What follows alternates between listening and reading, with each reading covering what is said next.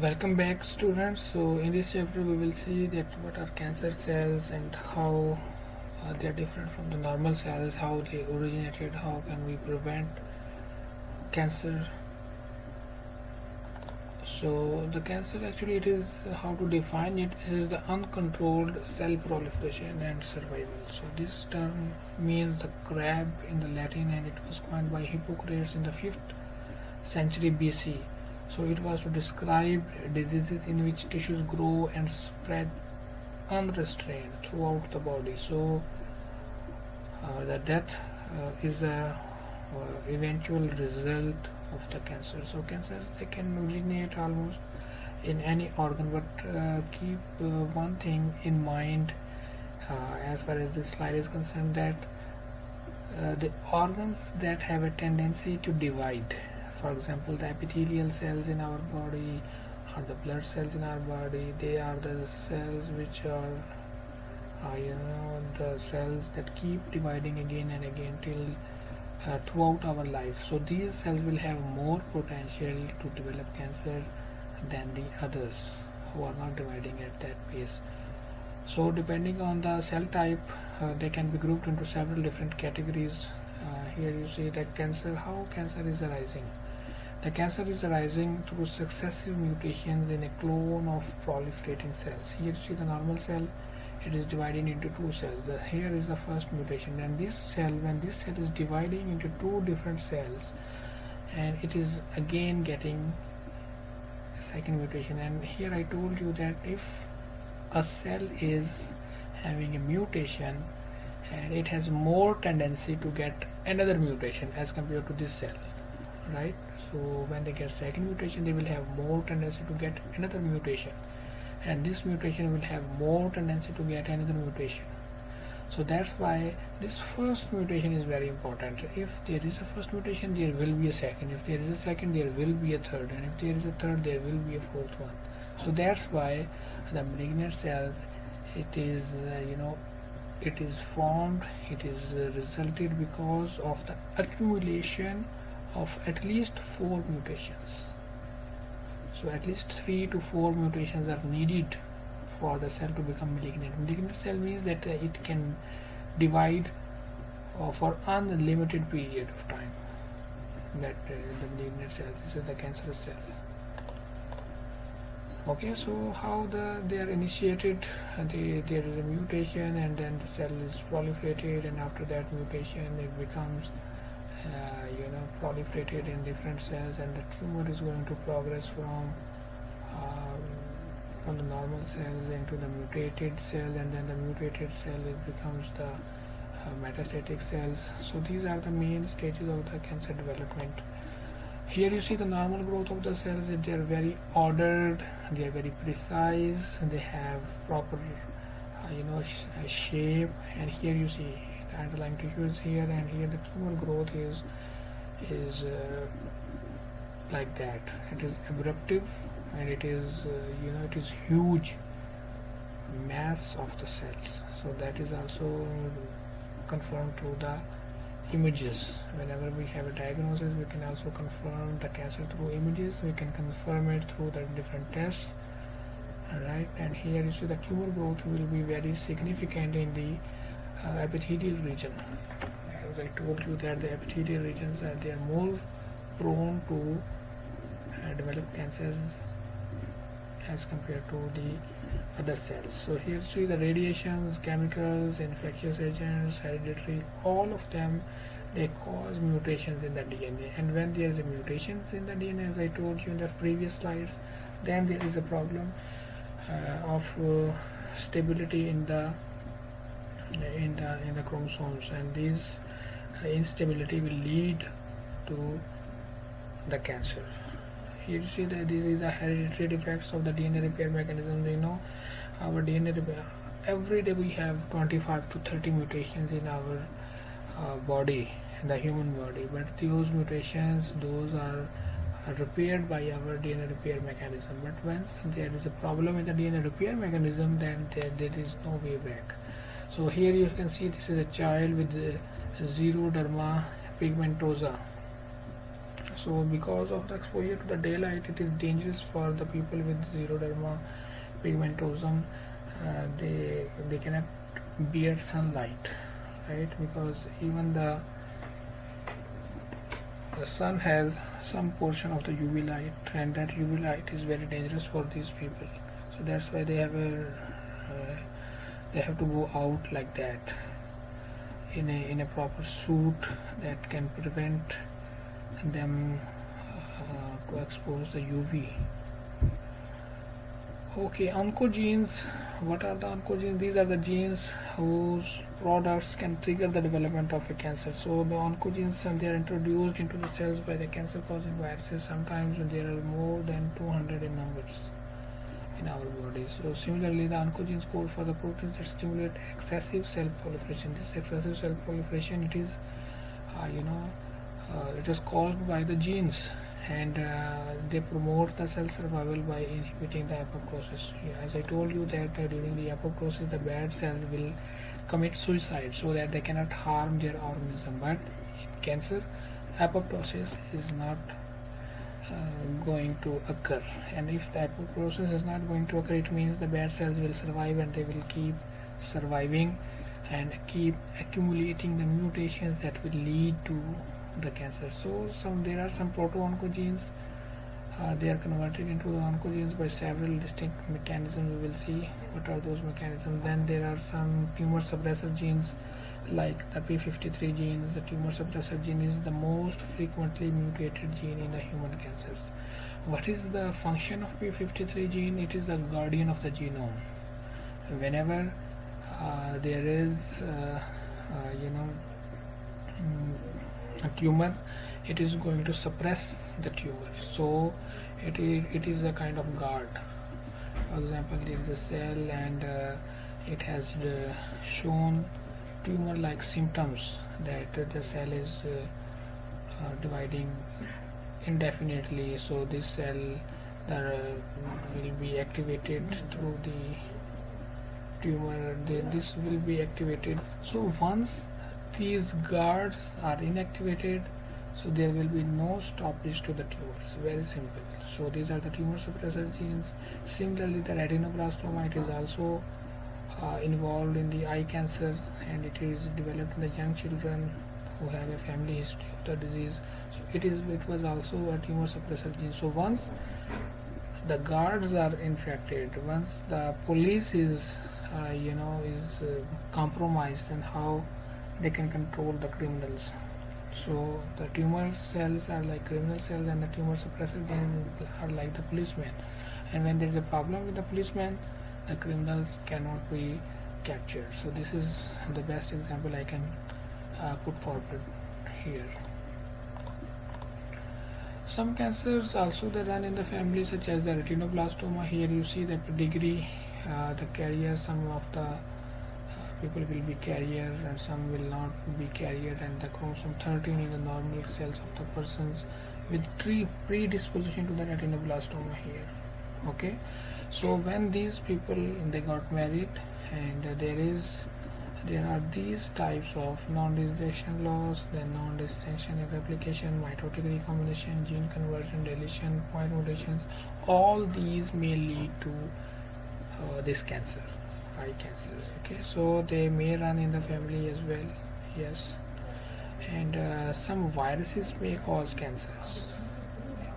Papilloma viruses, human papilloma viruses, they can induce cancers in the human. Very strange how they stop p53. For example, there is a DNA damage caused by the viruses, and these viruses, when they go inside the cells, they just capture p53, or they can capture retinoblastoma. Both of them, they are tumor suppressor genes, and when tumor suppressor genes are captured, when they are compromised, the door is open for the bad cells.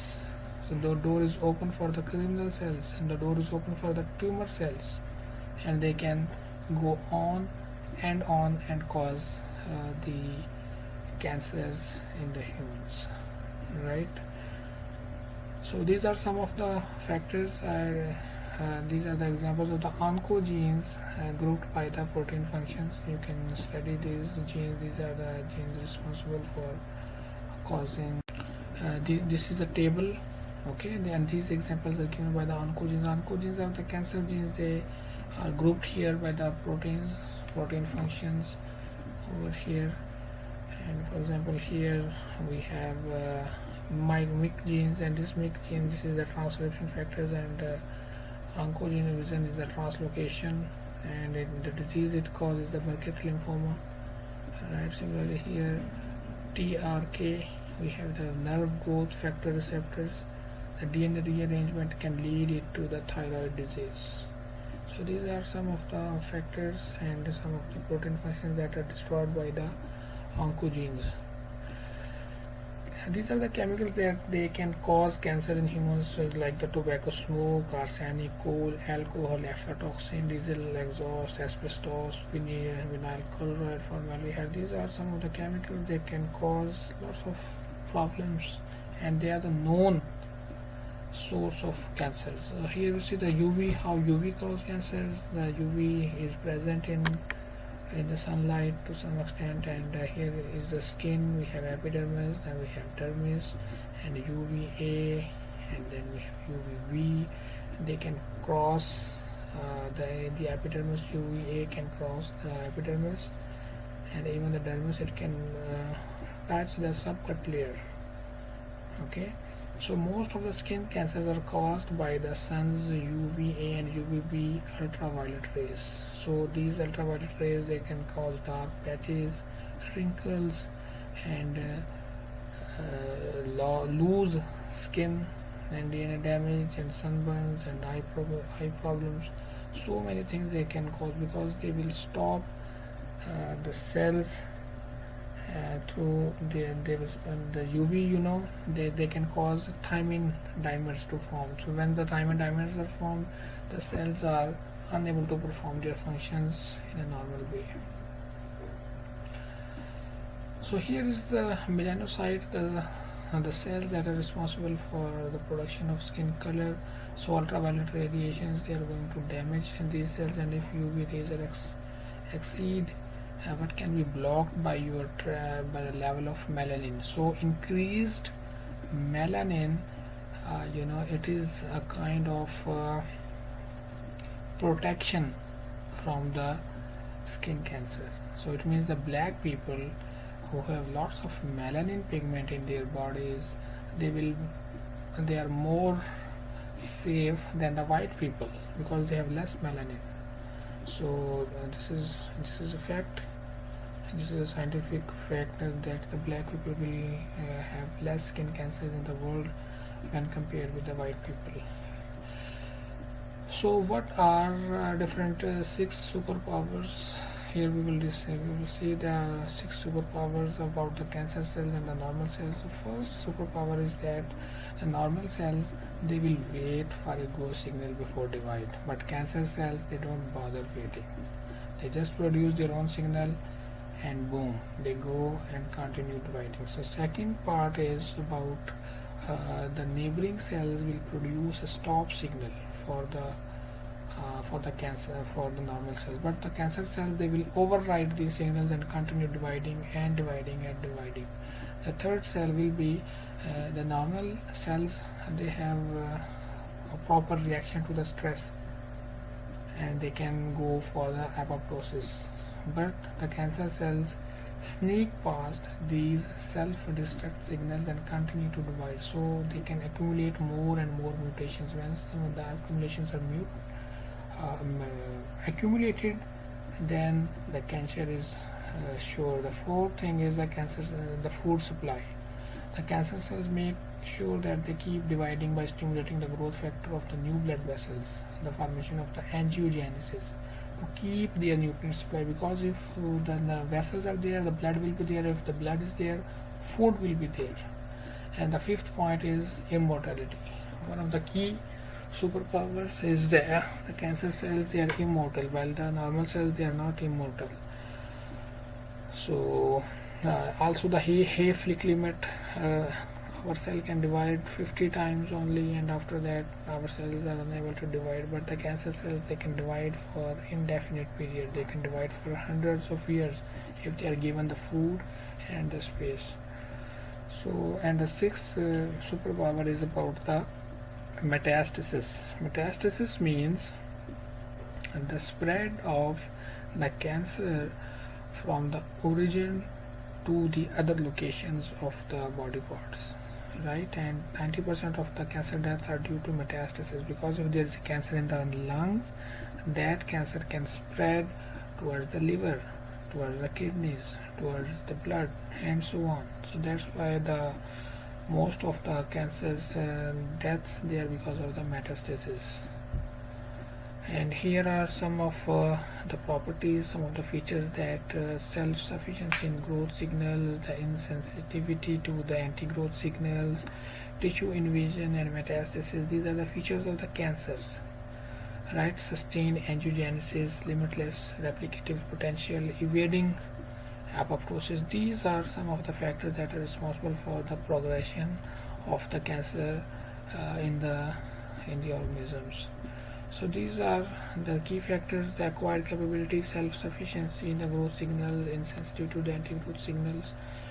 These are the charts the physicians use for the progression of the cancer in the cancer patients, and they will use this chart for the purpose of the treatment, for the chance of survival of their patients.